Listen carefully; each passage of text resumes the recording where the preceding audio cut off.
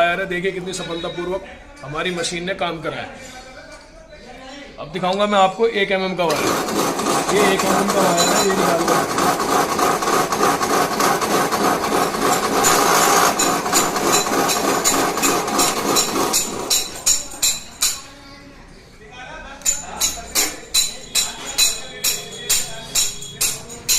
ये 1 mm का wire B13 model पे भी बहुत सफलतापूर्वक निकल चुका है। अब ये दिखाऊंगा आपको 4 mm का वायर।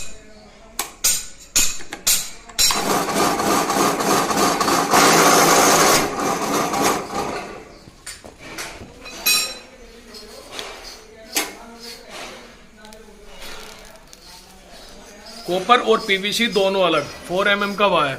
ये हमारा B13 मॉडल था, जो हमारा B13 मॉडल था जो हमारा आंध्र प्रदेश विशाखापट्टनम के लिए जाने